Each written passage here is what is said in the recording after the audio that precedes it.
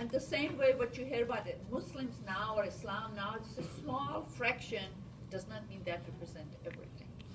So what happened is, after 9/11 actually, that's where we just became on the radar, okay? And so at that time, I was the chairperson of Islamic Foundation of Greater St. Louis at that time. So, you know, we went through a lot of, I did. Actually, my daughter picked up the phone. Soon after, like second or third day, we got these calls. Why don't you go back where you came from? Why are you like threatening calls? Are we going to do this? All those things. I was fine with that, but my kids were very scared.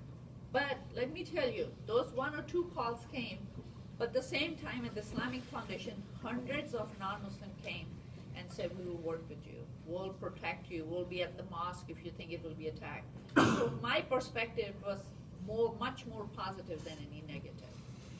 What other things is like, so there was one was like immediate reaction to 9/11, one is like delayed.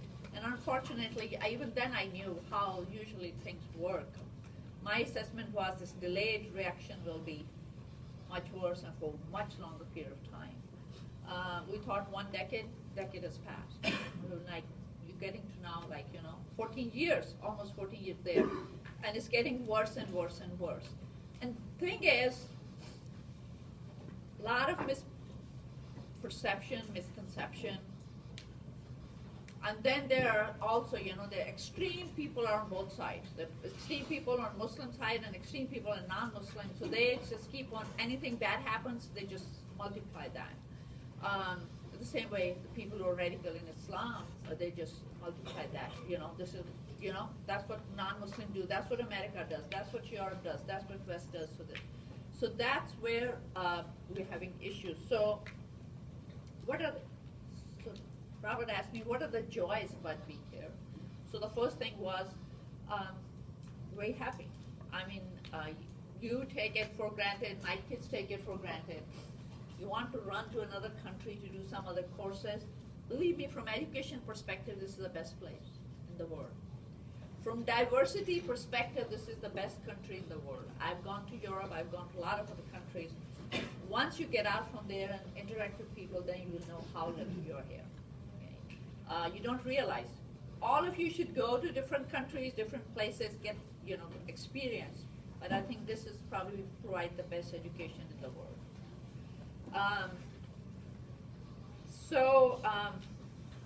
What else happened here is another joy is like interacting with non-Muslims. That's where I started learning more. When I've been working with Interfaith Partnership since 2001.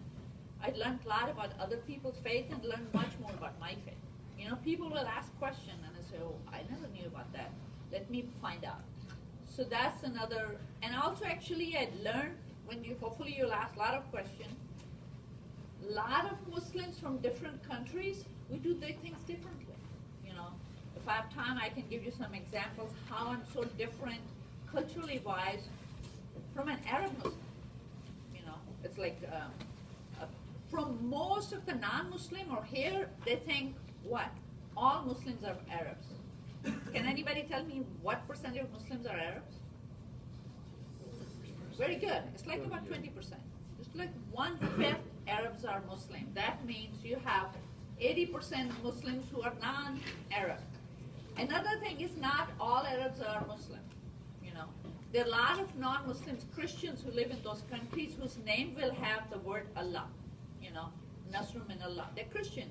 Allah is just a simple, it's an Arabic word which is the translation is Daga, like with a capital G. So that's what I've learned from that perspective too. When I came here, I told you that I had a arranged marriage. And it last long. I have 2 children from that. But one thing I can tell you about this country, when I filed for divorce, I went to the court and I got everything, like for applying, and my mom was here to support me. You know what she told me when we went to the court, and she said, there's no other country in the world you have gone and got all of your rights so quickly and so clearly everything. She said, if you're back in Pakistan, we'll still be in courts 10 years from now. So there's a lot of things, the joys of, Constitution protects you. You have law. Most